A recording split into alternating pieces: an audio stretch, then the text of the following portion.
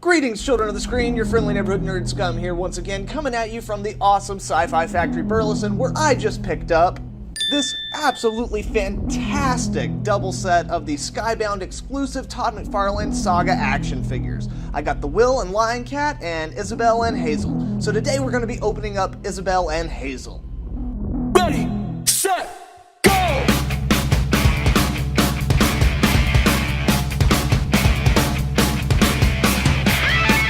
Alright guys, so here we have it, Hazel and Isabelle. Now, this package is a little bit sparse in terms of accessories. Really all you get is Hazel's doll here, as well as a stand for Isabelle, which we'll take a closer look at here in just a second. Let's take a look at the doll real fast, which, has a really nice little sculpt. The deco on it's very nice. It's very both kind of like cute and disturbing all at the same time, very indicative of Saga. So in terms of Hazel herself, overall she is a really nice figure.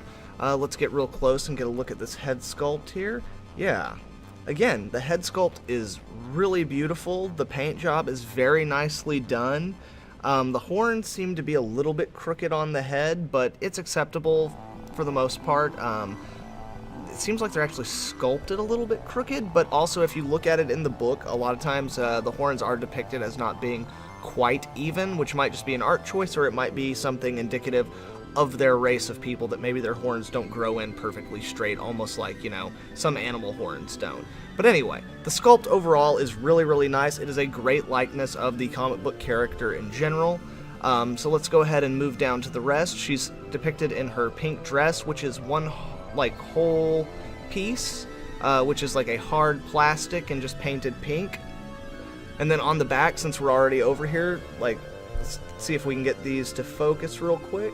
On the wings, the wings are very nicely sculpted as well, and the deco, the paint job on these is just absolutely gorgeous. So again, overall, it's a very nice looking figure, but since there's not a whole lot going on with it, let's go ahead and dive into the articulation.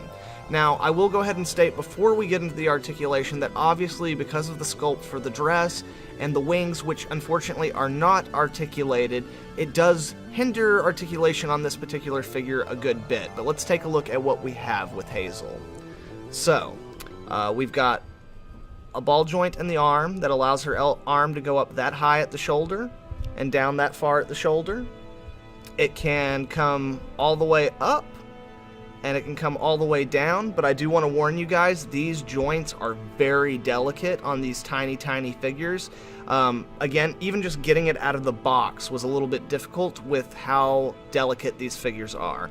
So she's got the normal elbow joint that goes 90 degrees, but then that's it for the arms. We don't have anything in the wrist or in the hands, and obviously you can't go any further back than that or that because of the wings. And on the other side it is the same, but just for the sake of showing you guys, here we go, an elbow, yeah. So then we're going to move on down to the lower half. Now up underneath the molding of the dress, there is actually hip articulation, so you can actually move the legs out a good bit, as well as kind of move them a little bit forward and back, and on top of that there is a knee bend. But again, you're not going to be able to get a whole lot out of it just because of the hard molded dress, but it does give just enough articulation for you to be able to get her to pose and stand on a variety of surfaces. And up next we've got Isabelle, who doesn't come with any accessories of her own save for her stand to keep her torso floating. But again, it's a very nice looking figure for what we've got. Now, a lot of people I had heard comment that they wish that this was more of a translucent kind of figure, but if you look real closely, this area here does have some translucency to it. So if there's light behind it, you definitely get a little bit of that. Now, it's not exactly what they were asking for, but I kind of prefer this because I feel that this has much more character than a true, translucent version of it would be. Now, again, you only have half a character here, so that's about half the articulation. But before we jump into that, let's go ahead and look real close at the sculpt and the deco. So if you look in the face, it is a very, very good likeness. There's a little bit of deco slop kind of right here beneath this eye. If you look, there's a little bit of a spot there. And it looks like maybe the lips aren't done quite as good as the Hazel was. but it's still pretty good, and it's a definite likeness. I love the fact that the sculpt has like the oversized ears with the piercing and everything. Like, there was a fair amount of attention to detail put into the sculpt. I just love all like the you know, the folding of the fabrics in the shirt, and like same with on the wrists, and the design that's on the shirt. Again, it's very, very small, but it's not perfect, but it definitely conveys the idea of like what that logo is within the context of the book. And again, the intestines, not overly gory or anything, but it's definitely a good likeness to a lot of the images that we see in the comics themselves.